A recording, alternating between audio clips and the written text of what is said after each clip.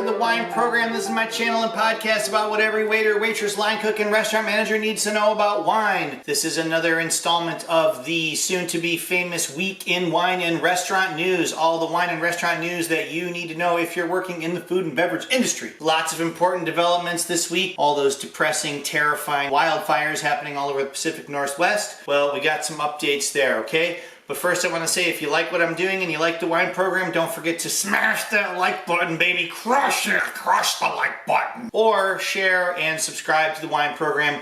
Or if you want to send me some money on Patreon, hey, what the hell, right? It's $5 maybe, I don't know, whatever. Bitcoin, gold, stones, gems, who knows, seed, whatever, you name it. As you all probably remember, the wildfire, loss of life and property and natural surroundings and the animals and the trees and the whole fucking thing, man. Well, Forbes magazine, interestingly enough, put up this piece. Despite unprecedented fires, Oregon wineries are on track for an epic 2020 vintage. Joseph V. McAuliffe reports. So Joseph interviews a guy who I actually interviewed last year about climate change and its effects on viticulture. He's a very cool dude, actually. His name is Dr. Greg Jones, the director of Evansted Center for Wine Education, holds the Evansted Chair in Wine Studies. He's a professor and a research climatologist in the Department of Environmental Studies at Linfield University. I actually thought it was Linfield College. I wonder if that's wrong. Midway through the piece, the author asks, what impact will all this smoke have on the, year's wine production for 2020? He says, the issue is very complex. Unfortunately, it has been reported by the media as simply fire plus smoke plus grapes equals smoke-tainted wine.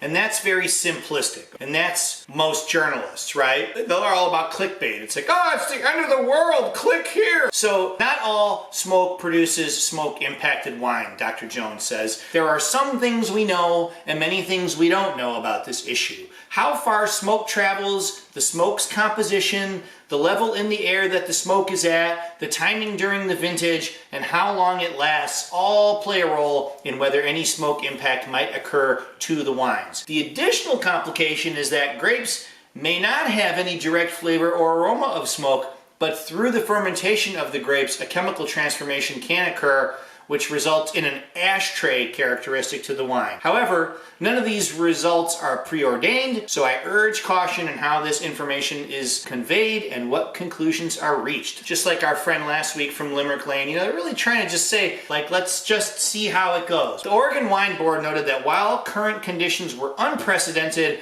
Oregon wine producers have a long history of dealing with smoke from forest fires, so let's wish them the best, okay?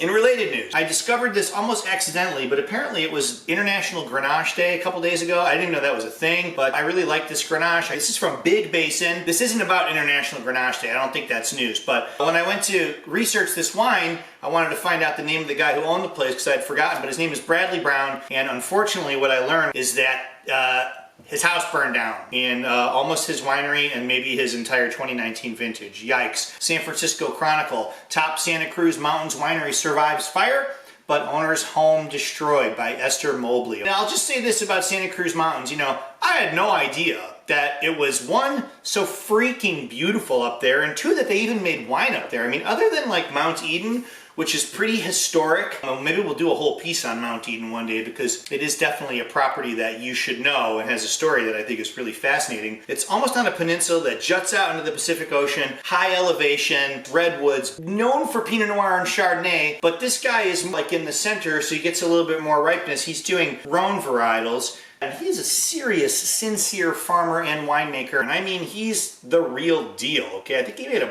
bazillion in tech or something, and then bought this property, planted it. I think it was an apple orchard, they planted grapes. But anyway, my point is this, is that it's really a beautiful property, full of life, garrigue, animals. I think he was farming organically, if not biodynamically, and his wines were really stellar. But he says, this year may be a huge bust for Santa Cruz Mountains. Though many of the region's vineyards are so far unaffected by the fires are still burning, so we're not out of the woods yet. The fire had obliterated his home, but not his nearby winery, but he did have his entire 2019 vintage bottled and stored in there, as well as in barrels still aging. So he did seal up the property before he was forced to evacuate, but he doesn't really know about temperature damage to the wine. So that is forthcoming, and we'll see. So he does say, in conclusion, that it's eerie looking, which we can all see and attest to by the photos here. It's really hard to say why the winery didn't burn. I guess just luck. Sad, sad stuff, I gotta say. That's all I got for you today. I'm gonna fade out with some photos that I took at Big Basin a few years ago. Hope you enjoy, and for sure I want to wish Mr. Bradley Brown the best, and I hope soon that you will be safe and productive and get working again ASAP. Meanwhile, wine program, we're going to talk more about stuff